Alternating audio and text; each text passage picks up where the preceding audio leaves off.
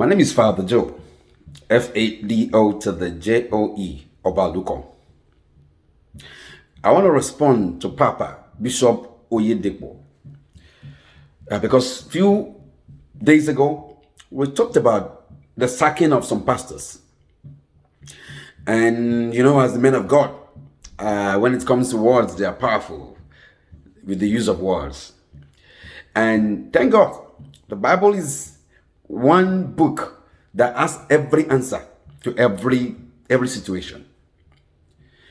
And the man of God has gone to pick a verse in the book of Luke that talks about a fig tree that is not yielding fruit and cut it off. Well, that's also in the Bible. But the situation we find ourselves with men of God sacking pastors is not the same thing with the fig tree. And I saw some men of God also comparing the sacking of the pastors to a sack in the bank. Okay, there are two different things, sir. The bank is for profit organization. The bank is a worldly company. It's a company. The Church of God is not a company. It's God's business. And God's business is not a worldly business. God's business is not for profit. It's a non-profit organization. So it is okay for us to, talk about it, but let us get it clear. They are not the same thing. Now, when the man of God went to quote the Bible and say in the book of Luke, a fig tree, you cut it off, that is not fruitful. But also, the man of God has forgotten also Peter, the fisherman that was trying all day, couldn't net a fish. And Jesus came and said, throw the net this way. And when he obeyed, what happened? He caught so many fishes. Jesus didn't come and say, oh, Peter, you've been here, trawling all day, no fish, so you are sacked. You're no longer a fisherman. No, Jesus didn't do that.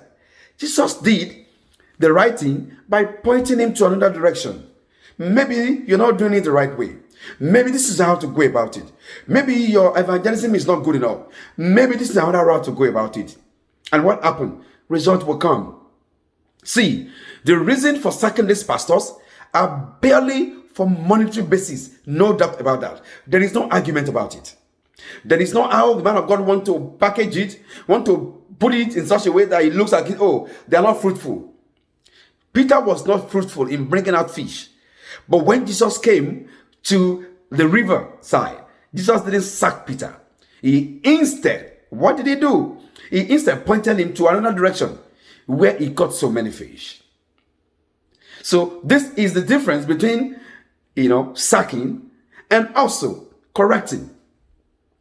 If these pastors, like Bishop said, are not yielding fruits, why not transfer them to other areas? Why not transfer them to somewhere else? So, okay, you're not fruitful in Eko, go to Ibadan, maybe you'll be fruitful. You're not fruitful in Kano, go to Kaduna, maybe you'll be fruitful. So, there is no justification. There is no how this bishop is going to justify the reason for sacking these pastors that we're going to agree with it that, it's okay. Man of God also talked about the fact that he employed 1,000. None of us know about it. We're not going to talk about it when you employed. But we're going to talk about it when you sack, when you fired. That is when it become an issue, sir. It wasn't an issue when you were employing them. It wasn't supposed to be an issue. The internet was not supposed to be bothered about it. But the internet, because that was the right thing to do, sir. It becomes an internet matter when something that is not right is done. So let us use the same Bible that was used to sack them to also explain the reason for the sack. That is ungodly. It's not spiritual, sir. There is no justification for sacking pastors in church, and we are not likening it to a bank or likening it to another job. There is no justification, sir. Having said that, there is one main issue that I also need to talk about in Nigeria, which is building of branches, church branches. Our branches of churches are too much in Nigeria. It is only in Nigeria you have one church and with 1 million branches all over the world. It's surprising me that I live in America. But do you know that the Nigerian churches in America have more branches than even American pastors' churches? Chidi Jakes is a well-known pastor in America. How many branches do you think he has? Few or none. Joel Osteen churches. And other men of God. Creflo Dollar. And other men of God in America. How many branches do they have in their own country? Fewer than nothing. But come to America and see Nigerian churches every corner, every 2 minutes away. Nigerian churches branches over the internet. And I begin to wonder, are we building up these churches for evangelism or for just money-making ventures? Because some of the Nigerian churches in America are not even owned. They are money-making ventures where 70% you pay 70% to bishop and 30% go to you, the pastor of the church. When I begin to hear that, I begin to wonder that this is how Nigerians have made churches to be businesses around the world. The same is what's happening in our country. You are blaming the pastor. Where is even the pastor going to see members? Because the members, there are churches everywhere. There is no person left. Everybody is belong to one church or the other. It is hard for pastors in church to get members. Do you know why?